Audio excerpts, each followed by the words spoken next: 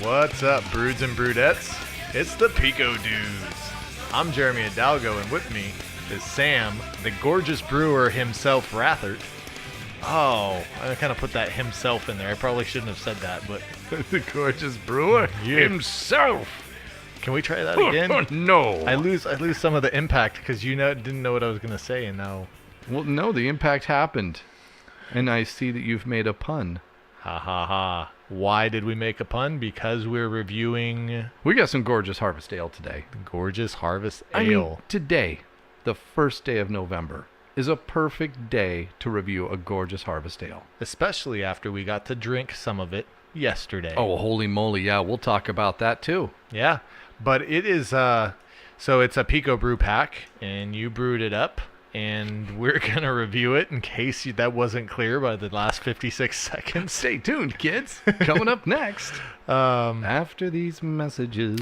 But yeah, so we'll talk a little bit about this, and then we'll get you All some right. reviewing going. Let's do that. So this is the Gorgeous Harvest Ale, and this is actually a Pico Brew beer. Right. So it's one of those recipes that I believe is one of the oldest recipes that they actually have. I remember brewing this one over a year ago. It's one of the first things I ever brewed in my Yeah. Pico Brew. And I remember that it was really good. It was really good. And it definitely had a little pumpkinish, allspice, etc. to it. So we'll talk about that. But first, let's talk about what the beer is supposed to be. And I'll tell you what it's not supposed to be. why don't you tell us what it's not supposed to be? This is the Hoppy? one. Yeah, this.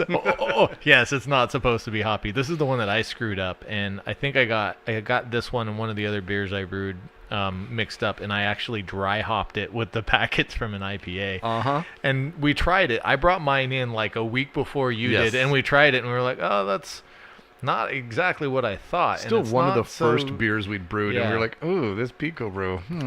Yeah, and then you brought yours in, and I was so saddened because I immediately knew, oh, I screwed up something that was a really good beer. Yeah. Remember, label your kegs. Yes. I sometimes think, "Oh, I've got a Pico Firm on one and just a plug on the other. I'll remember which is which," and then I forget. You know what I do is I'll when I get the box and there's the round label on the box, Yeah. I usually take a pocket knife or just a knife, and I'll peel it off the box, and I can get it clean enough to put it on my brew keg so that I never forget which brew keg is which. Pico Hack. Pico folks. Hack, yep. Pico Hack right there. So, yeah, and I loved it when we had it. And it was so full of spice and flavor. So here we are. We're coming up on the harvest season again. Yeah. And I said, hey, I want to brew this up again. I know that every year we have a brewing contest at work, and Yep. not really a contest because only 2 or 3 people ever brew. Yeah. So it's more like everybody bringing as much beer as you can, and we'll all get drunk. But we call it a contest and give ourselves things. And I thought I'm going to bring this in as one of the beers I'm going to do. And my only issue is I rushed it. Yeah. And I think we'll talk about how it tastes in a minute. It's supposed to be Jamaican allspice and rich malt. What you get is sort of a pumpkin-y gourd nose. That's that allspice nose.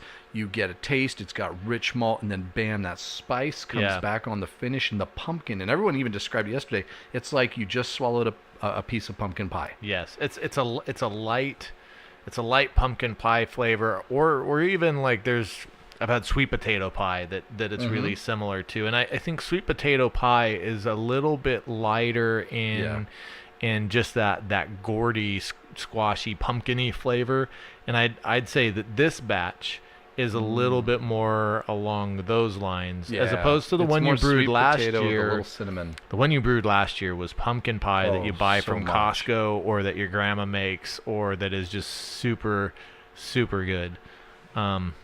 So I made this Gorgeous Harvest Ale. And let's be clear, Harvest Ale really means nothing. It's a marketing term. There's no official beer style called Harvest Ale. Right. It's just an ale, but it kind of is something you'd either brew around harvest time, or it's made with more vegetable ingredients. But this is, it's not. It's made with it's a lot of light malts, 2-row, Munich, Crystal, and Victory. Victory malts, and guess the main hop. I can't. Well, I could get. You might have grown it in your yard. Oh, Willamette. Willamette. Willamette. Is that crazy? That is crazy. Main hop is Willamette, and then Jamaican allspice. That's this beer. And it's not very bitter. So this is a beer that I love the alcohol. It's 5.5, which is right at the top range of my, hey, this is an easy drinking beer. IBUs of only 23, so there's not a whole lot of hop. An SRM of 12. So we've got a really nice, and this one's been a little mixed up because it's been transported a couple times, but it was coming out as a nice golden, orangey, amber color. Yeah. And so I taste the Willamette hop a little bit now. I know now that you know, huh? But you know how I know? The only reason I know is because I grew them and we brewed the So Fresh and So Clean pills, which Beautiful looking beer. Beautiful looking beer. We sampled it yesterday and it's not ready yet. It is the prettiest light colored, almost see-through pills. It should be called So Fresh, So Clean, and So Clear. It should. Yeah. And I was really surprised at how wonderful it came out in appearance. Only problem being, it was like munching on fresh hops. Yes. It tastes exactly like the hops smelled. And we did put a lot of hops in that, by the way. And I also distilled 2 ounces of Willamette hops you did? and put 170 milliliters of hop water in there. So Because I don't know what I'm doing. But I think we should have had a control. We should have split in. we should have had somebody who knew what they were doing do this part.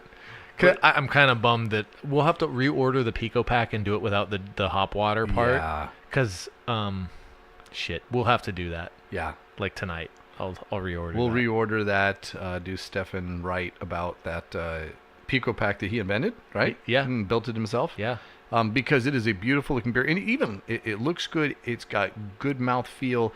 And the initial taste is even good. It's just that hop. Yeah. And I'm but hoping that with a it's little young. maturity, Yeah, it's going to get better. It is young right now. So we're not bringing that to you yet. We're going to give that some time. We'll let it mellow. You took the hops out, right? I did take the hops Okay. out, which brings up another good point, and especially with this beer, is don't rush the beers. So we've got a podcast. We've got to be producing. We try and record 1 to 2 episodes a week, and there are some beers that you just can't rush. Some are a little bit quicker to table, but this is not one of those. You mentioned before that you said I made this beer on a Sunday knowing that in 9 days I had to have it ready for a contest. Wow. I did try and fast ferment it, but it was only at about 73, 74 degrees, so it was right there on that Should edge. be pretty good. But it only fermented for about 6.5 days, almost, and I think it needed at least 10. I see a lot of people leave it for at least 2 weeks. Yeah. And that's where I'm getting is it's still a good beer, and it still definitely has the characteristics we talked about. At first, just nose, and I probably should have warned you to mix it up in your glass because here, smell mine. Smell my finger. Because the glass was giving off some off smells for some reason, and so I had to kind of mix them up to get but it smells delicious. It does smell just delicious. not as strong as I remember it being, and I think that's because I just didn't give it the time it needed to reach maturity. Yeah. Yeah, or, I mean, it could be. I think that's definitely a factor. I think the other thing could be, too, is that did you get well, I was going to ask if you got a chance to really cold crash this. I did. But I don't think you cold crashed the one last year. I didn't. And so the one last year may have had more of not just the yeast, but potentially more of the just proteins all and the sediments stuff, kind of still hadn't all floating around fallen in out. suspension. Remember, we like some hazy. There's a lot of beers that don't improve from cold crashing. I would say this beer might actually benefit from a little bit more of that weedy sort of yeasty I was going to say more flavor. like a wheat beer.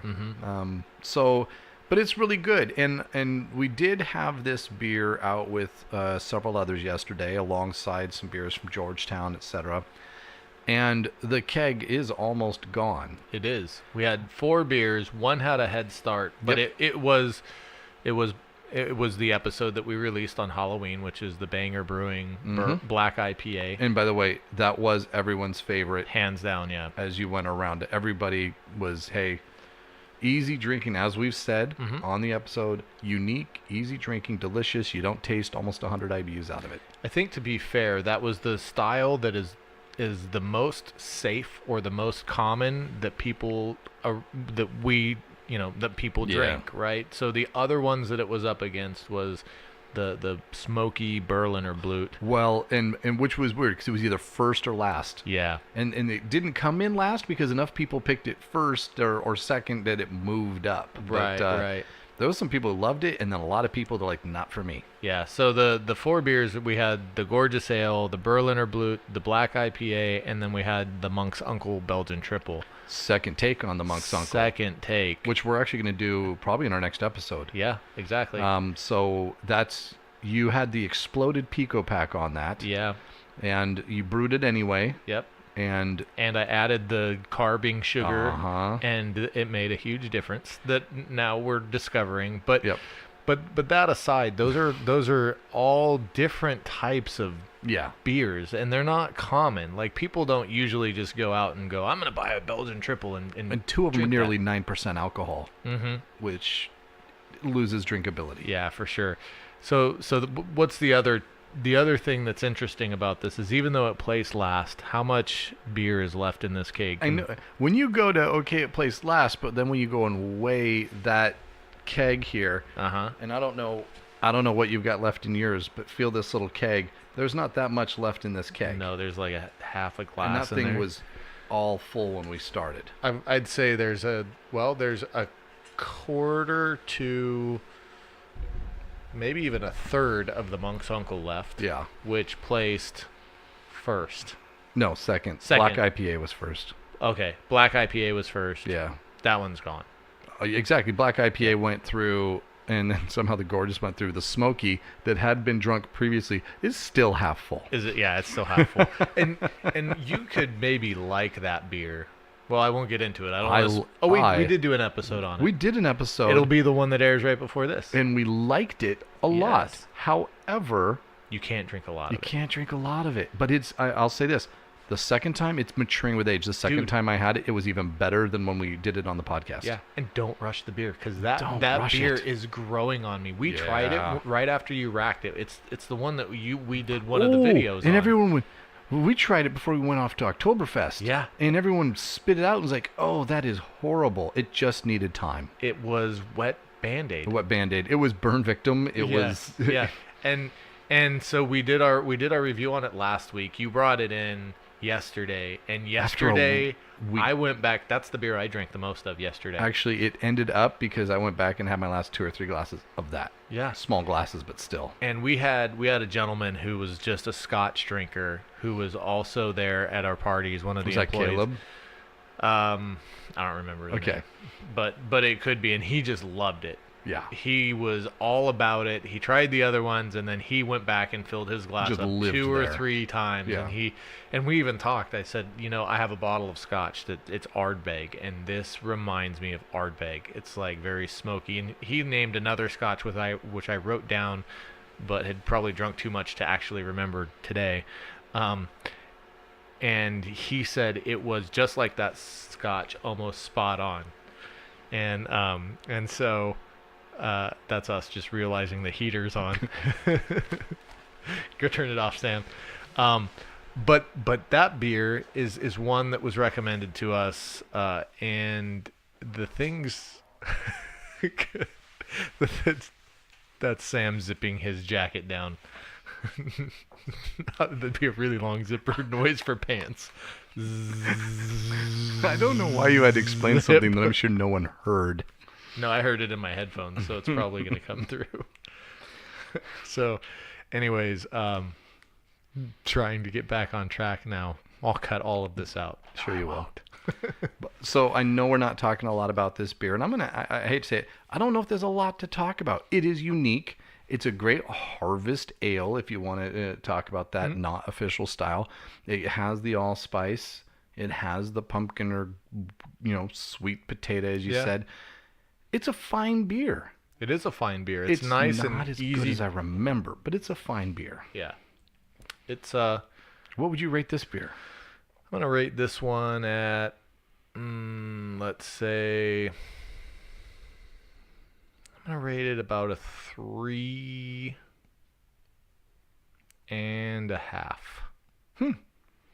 I might even rate it a little higher, factoring in the one you had last year. Yeah, I was going to be around 3.25 to 3.5. And Yeah.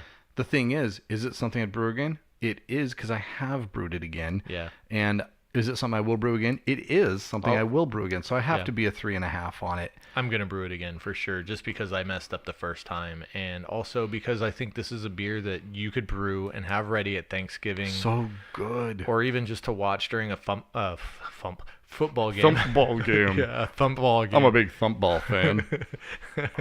I was trying to say pumpkin and football. Or Ouch. Okay. That I have to cut out. I'm never playing thumpball again. That hurts so much. Oh. Who would have thumped it?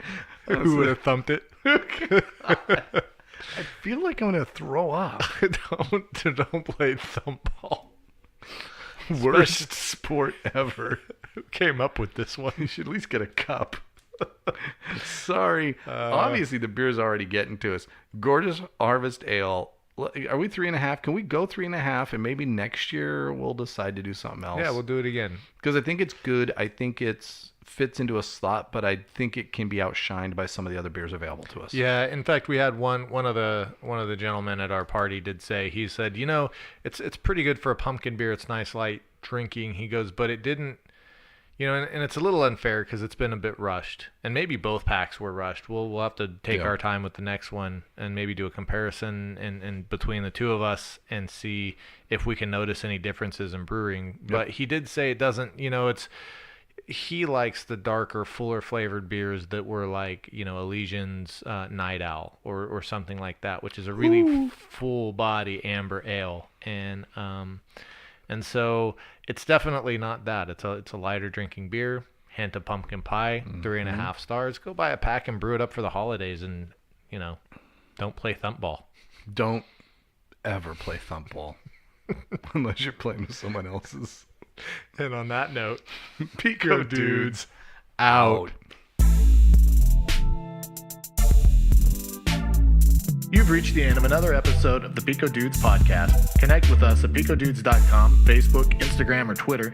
And if you enjoyed our show, we'd love for you to subscribe, rate, and give us a review wherever you listen to your podcasts, but mostly iTunes. Also, if you want a code that will help give you some discounts off of the Pico Brew equipment, Z150D equals $150 off of the Z Series. Pro, Pro 125D gives you $125 off of the Pico Pro, and C75D gets you $75 off of your purchase of a Pico C.